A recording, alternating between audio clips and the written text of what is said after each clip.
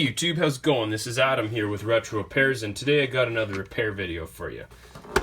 So as you can see, I have a Super Nintendo, and I've done a little bit of testing on this, and aside from not really being in very good physical condition, color-wise, you see it's nice and yellow, it's also got a bad, let's try and get a picture here, bad power plug right there. So I'm going to show you how to replace that. So this just is to give you an idea of what it should look like. On the right here, we've got a working one. On the left, we have the broken one. Now, this one actually does still work, but obviously we want to replace this so that it will be more reliable. So I've got this handy test cartridge, and what it does, when I turn this on, it will actually run a test program to make sure that various functions of the system are working. So this is what I've got here. And we're going to go to this test called a burn-in test. And this will actually run a test on all the hardware components of this.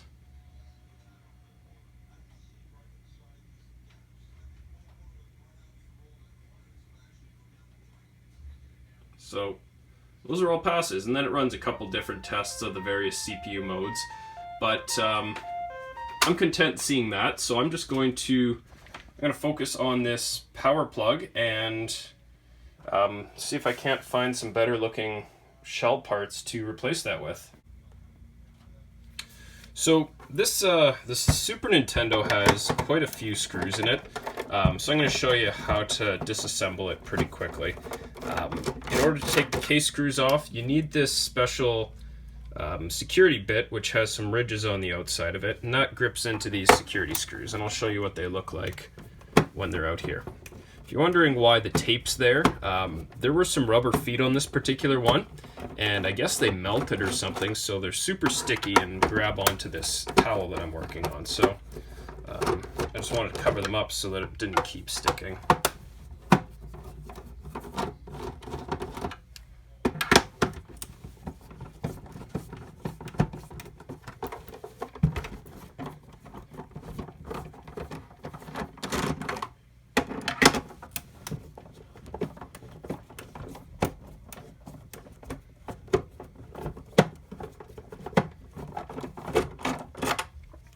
Alright, good. So we can flip that over. And one of them still is, there we go.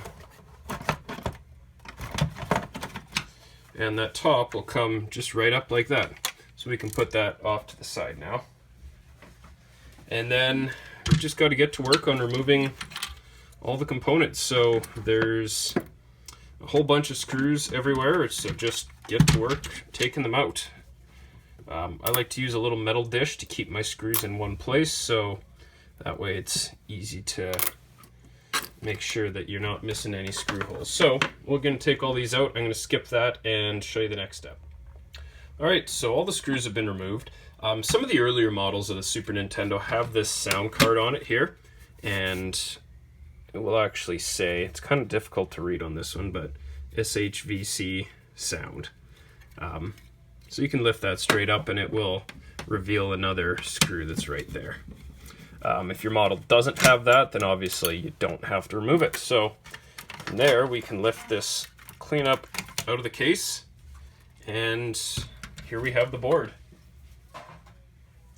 So this board has a couple of components attached to it. There's this controller port, which is connected by a ribbon connector that will lift up. There's a bunch of RF shielding, which will reveal the chips on the bottom. RF shielding on the bottom as well. This sometimes comes off the cartridge connector. Good idea to clean that while you got it off so that it will read games reliably. But what we're most interested in is, this guy right here. So we need to take this screw off from the bottom side.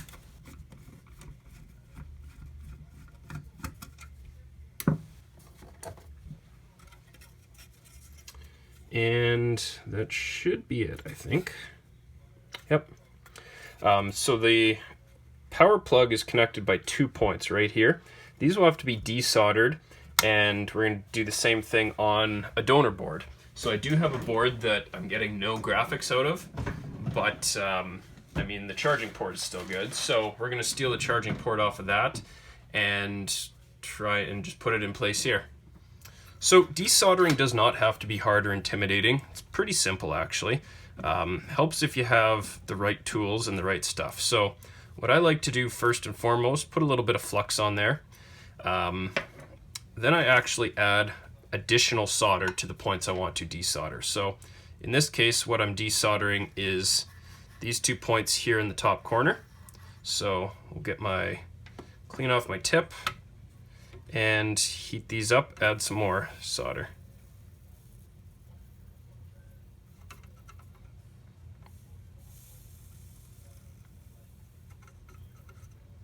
Cool. So now, if you have a desoldering gun, I find that that's easier for doing some through-hole desoldering than using soldering braid, but I don't have one. I like to use just soldering braid myself. I usually have pretty good success with it. So what you do, grab your soldering braid, hold it down there, heat it up, and let the solder wick right up into that braid. Since this is a pretty big soldering point, you might have to go at it a couple of times.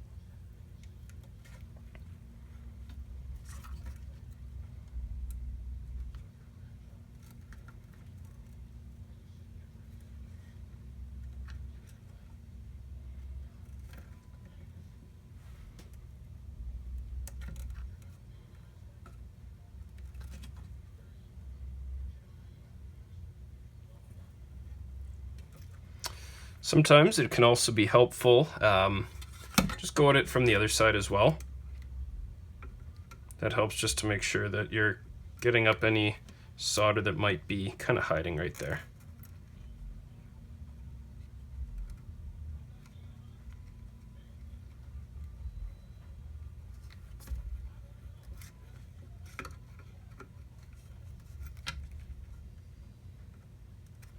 All right. So, oops, that was off the camera there, my apologies. So now what I like to do is kind of wiggle this a bit so that it's detached from the board. And then the tricky part is getting it up. Kind of got to lift it out and pull all at the same time.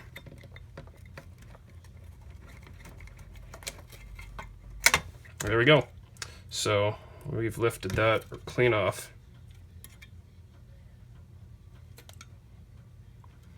So this actually looks like it lifted a bit of a pad up. So we have to make sure to put extra solder on the inside one here, just to make sure that it's going all the way through. But so that's up. Time to take a look at the board overall. So I do see that there is, let's zoom out. I do see a lot of markings on the board here. So it looks like there was some previous corrosion, especially here, under here, here. So I want to give that all a good clean so that it will help inhibit some of that corrosion from continuing. That also probably contributes to that pad lifting up a bit. So again, we just want to make sure that since the pad did come up, that we're going to put enough solder in there to make it all the way through that hole. So let's just try and give this a good thorough clean. Just use some rubbing alcohol and a toothbrush.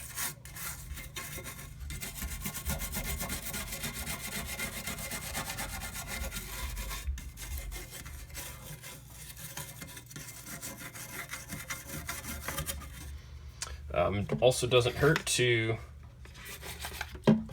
hit that cartridge connector as well. So Get in there with the toothbrush, give it a bit of a clean.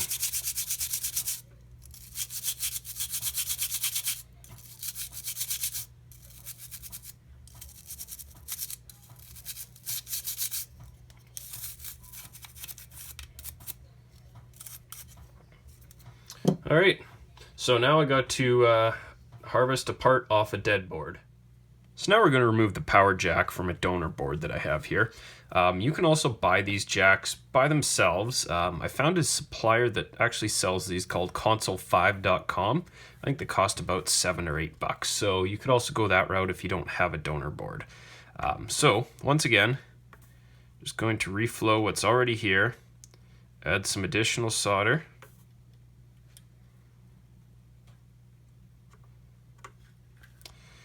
And let's dry that tip off a bit.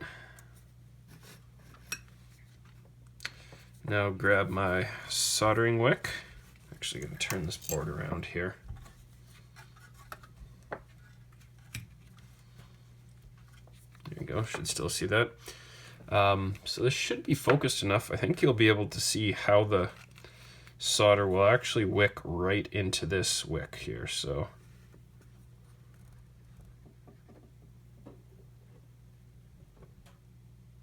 you can see it kind of just suck right up there, which is pretty cool.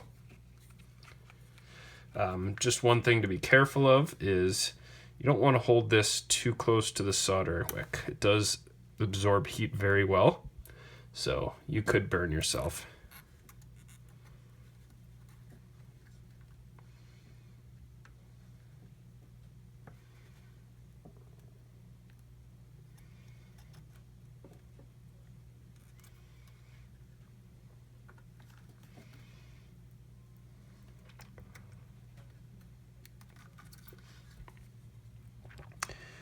And still a fair bit of solder in there.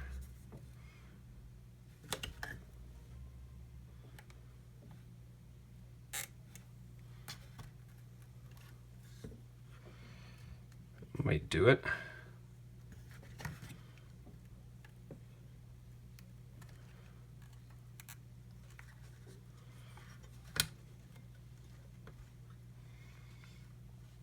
I think this top one here still has quite a bit.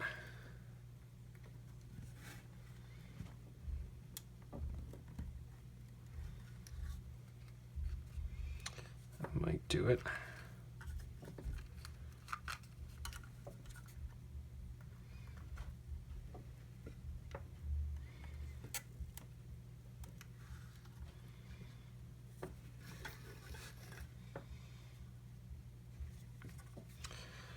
So let's see if those can break loose. Here's one. This one is still kind of attached. Nope. No, it's off, I think.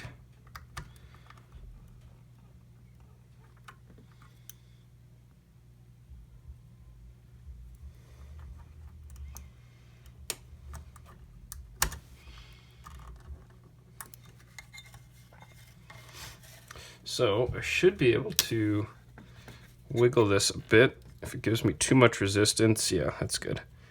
You want to let go, but now, as I mentioned before, the tricky part is to kind of get this out, and I forgot to take a screw out, so I'm going to do that.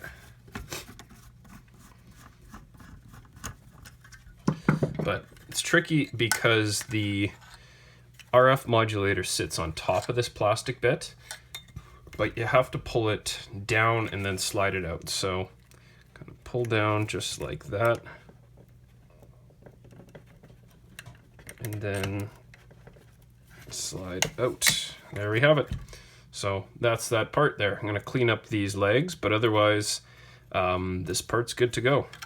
And also going to clean up this side of the board in case I decide to try and use it for something. So I'm going to use some rubbing alcohol, get that kind of wiped up flux off here.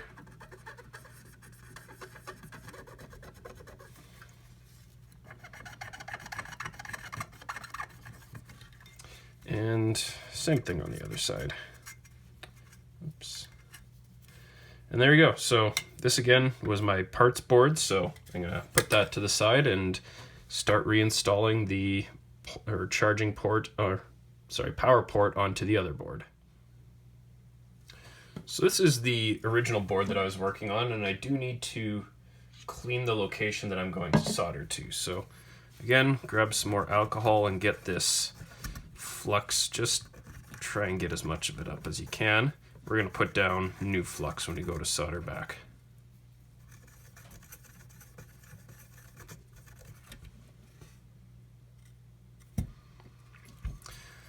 Alright, so same kind of trick as before. We need to actually clean this side as well. We need to get it underneath the RF modulator.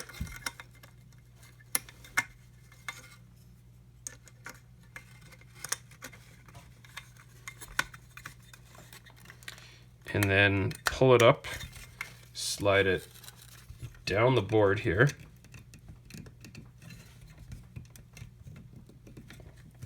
And it should sit inside just like that. When we look here on this side, it should be flush. You should have access to this switch, and sometimes not a bad idea to run that screw into here just to make sure that it's sitting the way you need it to. That's this one right here.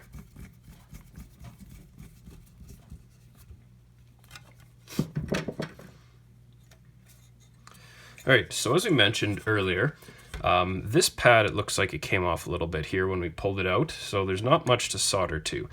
So that also means that I'm going to have to go through on the underside here to solder, just to make sure that that connection is solid. So I'm going to start off, put some flux, put a fair bit in here, just to really clean that contact on both sides. Try and get it in that hole as well as on the flip side right there. Now, grab the soldering iron and some solder, and time to install it.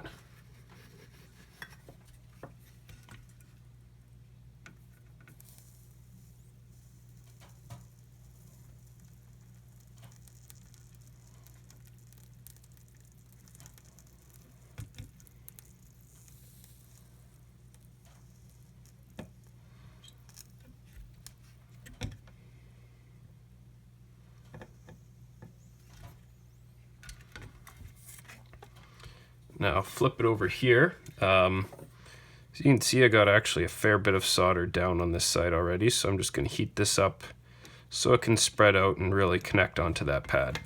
That does mean that this will be a pain to remove should it ever need to come off again, but take care of your stuff and you really don't have to make these types of repairs. So now, I guess best thing to do, just try and power this on and make sure it works. So I'm going to get this roughly put together and we can give it a test. Alright, so we've got that power plug installed now. It's time to give this a test and see that that's working properly. So I got everything plugged in. One thing I do want to note, it's very important when you unplug this that you turn the power on just before you work on it. Sometimes you'll actually see that light flicker, but that helps to discharge the capacitors that are in here.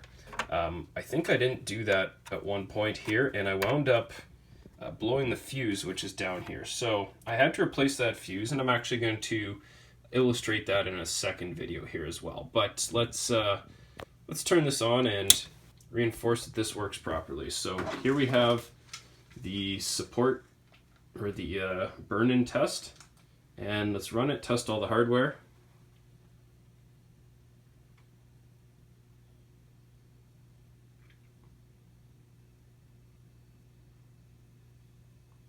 And we've got all passes, so that looks good. Second thing I like to do is just try it with an actual game, because sometimes the Super Nintendo will boot into that service cartridge, but it won't boot into a game. So here we have Super Mario World. and it looks fine. So seems to be running properly. It's accepting controller input. So we have ourselves a working system here. What I am also going to do, I'm not going to put this on video to try and shorten this, and I've also done a bunch of them already, but give this case a good clean and then try and find a bunch of gray looking parts just to make this system look better. This one I'm actually selling off to a buddy of mine, so he knows what's going to go into getting this running for him, so it's going to be probably a pretty good deal for him. But yeah, try and make it look nice for him with all gray console shell if I can. But otherwise, that's it for this video. Hopefully I was able to help show you how to make a relatively easy repair on a pretty common console and get your old Super Nintendo up and running. So that's it for today. Thanks a lot for watching. Be sure to hit that like button down below, subscribe to my channel, leave me a comment, let me know what you think, and we'll see you next time.